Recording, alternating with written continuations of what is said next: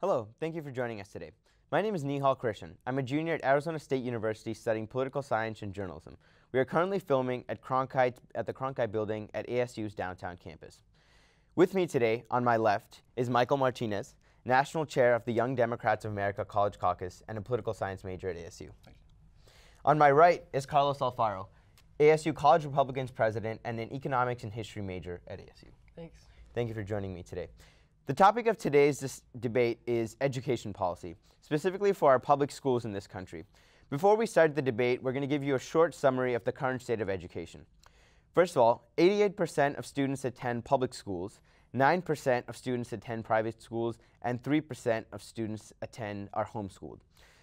The most recent OECD data, including reports like the Program for International Student Assessment, show that educational attainment in the United States has stagnated, and other indicators present evidence of decline, including graduation rates for high school and college students.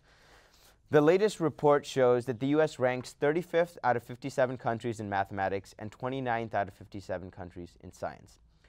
The U.S. Census tells us that there are 14,000 school districts in the country and more than $500 billion being spent each year on public primary and secondary education. We'll start off our debate today with a discussion on charter schools versus traditional schools. What do you think of charter schools vis-a-vis traditional public schools, and which one is more effective, and which type of school do you think we should be encouraging and sending more tax dollars to, according to you? We'll start with you, Carlos. Thanks, Nihal. Well, it is clear that our education system and the traditional public school, the way we've been doing it, has been a catastrophe. Parents are worried about their students not being college and career ready. Students are dropping out by the millions every single year, and teachers are worried about not having enough resources or the right curriculum to teach their students efficiently and effectively. The problem here is when you bring this bureaucracy of government and government funding to a service like education, you come up with these problems. There's a reason why in the low-income inner-city school areas, you see these families go up to the charter schools and make long lines, wait months and months and months, sometimes even years, and then get into a lottery that they might not even get anything out of for the chance to win a quality education and for the chance for their student to graduate so that they can have a better life. Clearly, charter schools are providing something different than the traditional public standard, and we need to look at that and make future policy prescriptions from that. Okay, great. How about you, Michael? What do you think of charter schools vis-a-vis traditional public schools, and which one do you think is more effective, and where do you think we should be sending more tax dollars to in the future, according to you?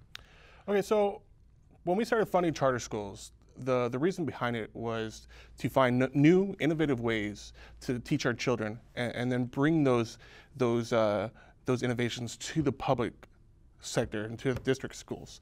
The problem with that is that there's no real proof that charter schools as a whole are performing any better than district schools. There are a few really good performers and a whole bunch of underperformers. They're actually, on the most important, what it looked like is that most charter schools are performing worse than district schools.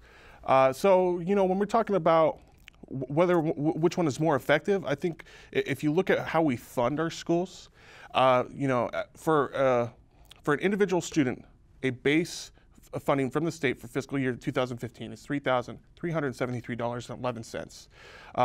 For a district high school, they're receiving additional district assistance of $207. That's basically it. So they're making $3,580 per student. Whereas charter schools, they're getting still that $3,373, but they're getting a charter assistance, additional assistance, which is $1,990. Plus, most of them also get a small school weight additional assistance fund of $600 per student.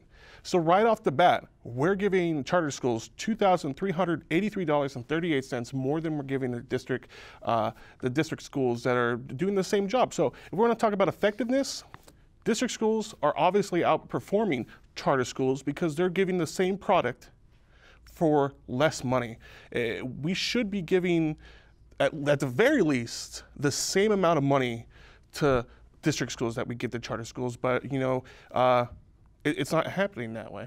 So specifically, if we focus on the results and what the data shows us, although there are some reports like by Stanford's Credo Center which show that charter schools have better graduation rates, specifically in Washington, D.C., than traditional public schools, there are far more reports, or there are other reports like the Sun-Times Northwestern Medal Data Project, which show that charter schools do not, specifically in Chicago and in a lot of inner city schools, don't perform any better in terms of their scores and evaluations than traditional public schools. What would you have to say about this? I would have to say that it is because of the bureaucracy and how to obtain the money. It's because it's a government game now. It's not about giving the best product for the best, giving the best service for the best price. It's now about getting the most funding for the most corrupt, for the administrator that does the best in managing his way through the political field. So what I can say is that these costs and money it doesn't come from the market. It comes from government bureaus and government people trying to get as much money to their pockets rather than providing a good service. This doesn't happen in a free market. It happens in a government program. And real quick, I just want to say that we pay less to administrators than a vast majority of the rest of the states in the country. The problem isn't that we have public officials in the school system trying to make more money. The problem is we have private and charter schools who are now for-profit schools trying to make money and are gaming the system and having legislators change the laws to get them more money. That's the issue. That's the bureaucracy. That's where our money is being wasted. It needs to come back to the public sector. Thank you. So we're going to segue on to another important topic in education, which is school choice. So we'll start off with you first this time, Michael. Do you support school choice through a voucher or scholarship program, thus forcing schools to compete for students and resources, or the traditional model we've had thus far, where students attend the one public school that's in their district? So I'm never going to support a system that forces public schools to compete for resources. It's not a good idea, and I'll go even one step further and say I don't think our state superintendent of public instruction should be promoting a voucher system to go to private schools. That's not his job, and that's not what he should be saying. But like I was saying before, and this kind of goes into the same thing, these programs, they're not about choice. They're about money for a specific few people. If you look at instance like for the voucher system, situations like Senator Yarborough, who is executive director of Arizona Christian School Tuition Organization. So in STO, these organizations give vouchers and stuff, but they also allow people to give 100% or up to $1,000, 100% tax deduction on those donations. Yarborough made this law possible. He's an executive director of one of the biggest STOs in the state. He has a $96,000 salary. His STO bought him a new car, and he also had his STO pay $426,000 to another company that he owned. And this is what you get when you start bringing in the private sector. There's a huge conflict of interest here, and that we're not even addressing. These state legislators do not care about choice. They care about who's getting the money and who's going to make the most profit out of it. So I'm not going to support any kind of system, any kind of choice system that cares more about people making money than it does the students of Arizona. Carlos, what are your thoughts on school choices via traditional public school? It's interesting that Michael said that he would be against forcing people to compete, because it is only through competition that we get better services at a better price. If we are trying to get a student that is career and college ready, we have to think of new ways of innovation. We have to break the norm of traditional forms of schooling, and it's interesting that Michael is nervous when the public schools are put to the test. If the public schools were doing so well, they wouldn't be scared one bit to go up against the private school and try to compete for those students. If you want your student to have the better quality education, and now you're empowered by a check or some sort of voucher. Now you can choose what school is actually looking for money and what school is actually looking to have a better education. Innovation does not come from government bureaus. It comes from people freely choosing what service they're actually going to get stuff out of. And the private sector is the best way to do that. So let's say if we look at the data specifically, Brookings Institute released a report last year which showed that if we give students an educational voucher, or we give them their let's say about approximately $9,000 in their tax dollars to spend that at whichever school that they so desire, that scores and student performance and education in general rises, and there are clear benefits from that. So what would you say to this? Why do you think that giving parents and students the choice to choose their school would actually deteriorate the levels of education? So I can't say that, and I looked at the report, and I also looked at a few other reports. There's no real proof that these schools are the reason why those scores are going up. And even the only way that these private schools where you get these vouchers for are outperforming in a major way, the only number that they're outperforming in is graduation rates. And in graduation rates, so you can't say that it's not the parent being more involved in that student's life to even decide to go and apply for a voucher. That student's parents is obviously more involved than the average parent. So that could be directly related to why their graduation rates they're higher. And I'm not nervous about public schools competing with private schools, because I think that if public schools were given the same type of funding, then they would compete at the same level as any private school, as any charter school. We just need to be able to give the funding. We need to, specifically because right now our public schools are overcrowded. I don't think anyone could deny that. So if we start funding those schools more, the district schools more, we start being able to hire more teachers, which means classroom sizes are smaller, which means we get back to individualized training, which made our education system so great. Now, we could say you get individualized training in private schools, which is true, but the state should not be subsidizing private schools. It's a for-profit entity. The state should not be giving the vouchers for these for-profit entities, because all it's doing is saying that we rather give money to people who are trying to make money than to schools who are open to all students. And on top of that, you're not required to go to the high school that is in your district. I got a boundary exception.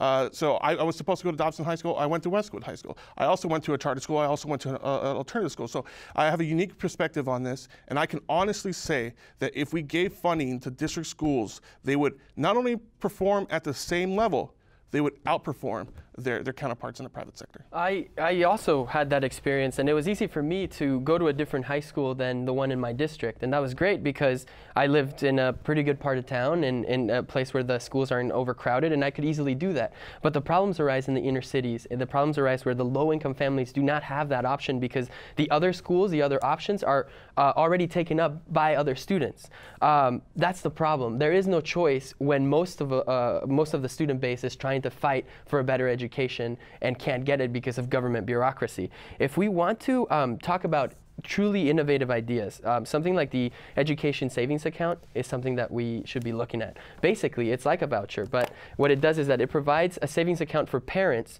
to spend money on their students' education. It could be either tuition, books, tutors. This gives a complete control over their kid and over their kid's education, and obviously that comes up with a better result because now we're choosing, instead of a government bureaucrat saying we need these many pencils, we need these many books, now the parent is saying, my kid is good at math, so I'm going to focus on that part. My kid is struggling in science, so I'm going to get him a tutor for that. The flexibility that comes with school choice outperforms the industrial machine of public education where everybody has to be the same, everybody has the same hours with the same teachers. It's time to really come up with innovative ideas and stop funding all of the failing schools. The USA is #1 in education funding in the world, and yet we're still not #1 in math, science, reading, or whatever, because it doesn't come from money. It comes from actually having the choice and having free market choices in order to make our services better. Well, then where are all these innovative ideas? Because we've been pushing school choice for since before I graduated in high school, and that was, I don't want to admit to how long ago that was, but I mean over a decade ago.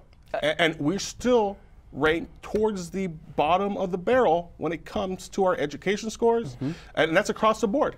Arizona is being outperformed by at least 40 other states. And it's being slowed down by the people who don't want this competition, who say we don't want public schools to compete, we don't want parents having money in order to spend that publicly funded money for their own child's education. It's being slowed down because we really aren't getting a market solution. We're getting a government bureaucratic solution in the process. Charter schools are not the answer.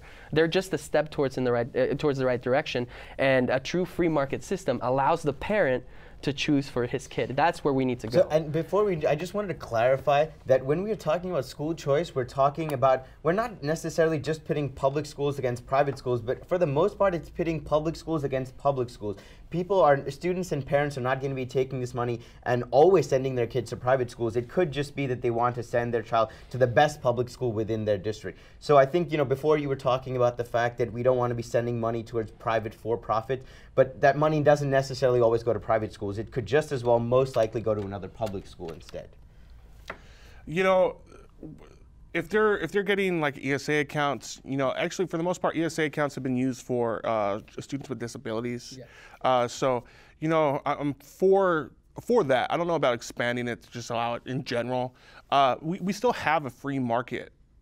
If you could, I'm not saying that you should only be able to get to a private school if you could afford it, but that tends to be, for the most part, how especially those on the right lean. Like if you can afford it, then you can pay for it. So if I'm interested in education, this is the one difference across the country. This is the one difference that doesn't have the same standards.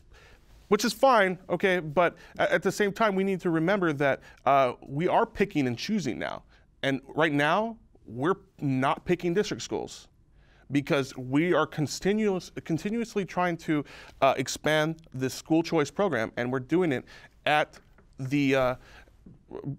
by cutting resources to district schools. Okay, so we've been talking a lot about data and statistics on scores and exams and how students are doing. But before we do any of that, I think it's important to look at how exactly we are evaluating our teachers and students. And so my next question is, what are your thoughts on standardized testing and evaluating students using such methods, and furthermore evaluating teachers based on these said test scores? Are there any other methods that we could be using to evaluate teachers and students, or is the standardized testing model that we have the best one that we can use? Start with you. The problem with focusing just on testing is that we get unintended consequences. We want to believe that the teacher makes the standardized test a tool for their teaching and are teaching additional subjects and additional things to their kid besides the test, but that's not been the case. We hear about teaching the test. This is something that nationwide has been going on because we put this federally mandated standardized test scores that are tied to money, that are tied to prestige, and what we get is students passing the tests but not learning anything in the process. It's part of the machine. Again, we want to make everybody the same. What we should do is focus on individual students rather than focusing on how well you can do with a standard federal test. We should say, what are your strengths and what are your weaknesses? Some of the European countries that I'm sure we will mention later on, why they've been so successful is because they focus on the individual student. If he wants to go to college, their high school experience is going to be more guided towards that, more academic courses, college credit in high school. If the kid doesn't want to do that, he has another option of going towards a more technical field. But the option is there, and that's what we're lacking in America, is we're lacking options. So how do you think that students should be evaluated, though?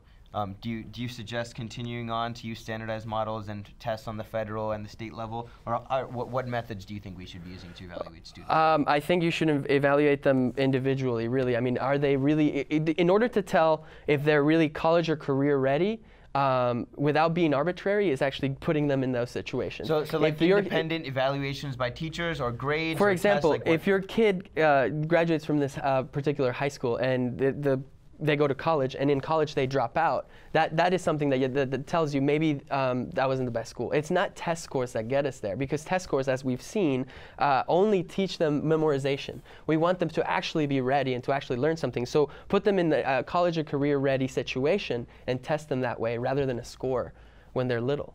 Okay. Michael, how about you? What are your thoughts on standardized testing as a method to evaluate students and furthermore evaluate teachers based on these scores? And do you think that there are other methods that we can use to evaluate teachers and students? So I think we got to be careful when it comes to standardized testing, specifically on one of the things that Carlos had said. A lot of them are true. We should be going back to an individualized type of training, but we still need to figure out a way if a student to make sure that our students are college and career ready by the time that they graduate high school. So when properly implemented, standardized tests can be good because it gives you a baseline of what they're at. I don't think that our teachers should be evaluated based on a score. I think they should be evaluated based on the improvement to those scores. So, if a student is still having struggles, but they have shown vast improvements from year to year, then obviously the teacher is doing their job. The student is just trying to get back up to par. Standardized tests can be, because if we're going to continue to implement them, it needs to be the floor. It should not be the ceiling. We shouldn't be saying, okay, we got him to this point. Now we're done. No, you're not done. I mean, we need to keep going. College and career ready is standards. What I like about them is it doesn't just teach our students knowledge, like Carlos was saying, memorizing things and just regurgitating them. It tries to teach you how to use the knowledge, which is something that has been lacking in our school system. So, I think standardized tests, like I said, when properly implemented, they can be very useful in our education system. Great. So our last question is, what do you think of federal standards and initiatives within education, like the Common Core, Race to the Top by President Obama, No Child Left Behind by former President Bush, etc., vis-a-vis giving more power and control to states and individual school boards and districts in regards to standards and how and what we teach? Michael, we'll start with you. So I'm going to start off by saying that I have a slight problem with that question, because Common Core is a state-led effort that is not part of any federal initiative. When Rise to the Top came through, the Obama administration said, basically, we'll give additional funding to states who have college and career standards, or career-ready standards. Well, a lot of states decided that the way they were going to implement that was going to be through Common Core. So the federal government did not pressure them to implement Common Core. The states decided to. So they had choice. They had the choice. And you look at states like Utah, who I spoke to the Utah Department of Education last year. We get a lot of kickback when we say Common Core. A lot of kickback, because that's why I have an issue with the question. A lot of people are saying it's a federal takeover. I've heard it's a UN takeover. I've heard it's the Islamification of our public school system. These are all untrue. We need to start looking at Common Core for what it is. In Utah, we had the same kickback we saw here, saying the same things. What they did was they implemented the exact same standards, made math a little bit easier, and kept cursive in. And all of a sudden, everything was okay. So, these type of initiatives, when they're state-led, can be a useful thing, because they're the state saying this is what our students need, and this is how we get them to be college and career ready. So what do you think about state and federal initiatives like Common Core, Race to the Top? That's the thing. I was going to go right into the state-led thing. A lot of people don't know this, but the two organizations that made Common Core, the standards that we all talk about, is the Council of Chief State School Officers and the National Governors Association. That's the only state involvement that there was. Your governor went up there and they said, oh, the federal government is providing money for me to implement better standards and actually achieving them. Great. This is money leading our policy. This is nothing new. When Common Core pro-federal government standard advocates come out and say it's all about the standards and getting our education standards higher so that our students can learn. They may say that right up at the front, but in the background you have the federal government providing money, making governors and other states do meaningless things like Common Core Common Core standards in order to get money. For example, Common Core has been tried. The standards have been tried for 2 years now in New York. And in math and science, the students fell from the 79th percentile to the 39th percentile, because just simply saying, hey, new standards, hey, a fourth grader should read at a fourth grade level, does not make education better. It centralizes the problem and it changes the tests that we already have, dumbing them down to make an industrial model of schooling. We need a free market, not federal standards. So I have to say a couple of things. One, the Common Core standards were created by a majority of teachers and school administrators. So whether or not they were adopted by the states and who adopted them, that's different. But a majority of what was created was by school administrators and teachers. You can go and read up, even through their website, it'll tell you that. What is Common Core? It'll tell you how they came up with it.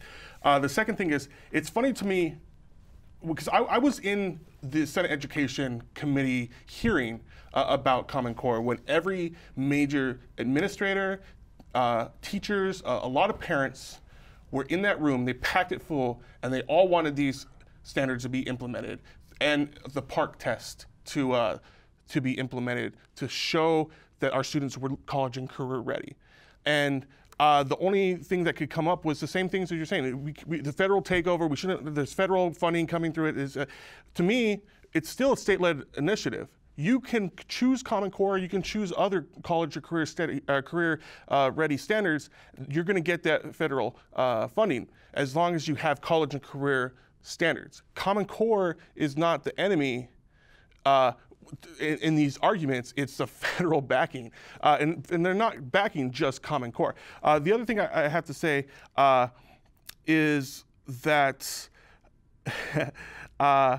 in New York and some other cases, when we have people now failing under these new standards, it's not because the standards aren't working, it's because the standards have now elevated the expectations. When we looked at the presentation about Common Core last year in the Senate, it basically said when you compare it to Ames, only 50% of people who passed Ames would be college and career ready under, let's say, the PARCC test, which would measure that. So it's not that students are getting worse, it's that now they're having a higher expectation, they're not meeting that expectation, and parents are going crazy because, oh no, my student is no longer the best student possible, they're not meeting the standards anymore. The problem aren't the standards, the problem is that we're not expecting enough of our students. They should be able to make those standards. Why aren't they? That's what we need to start addressing. There's no innovation when you already set the goalpost, and especially when the goalposts are arbitrary, like college and career ready. What does that mean? You only put actual meaning to that when they get out of the school and actually try to go get a job or get into college, which is what I said in my other question.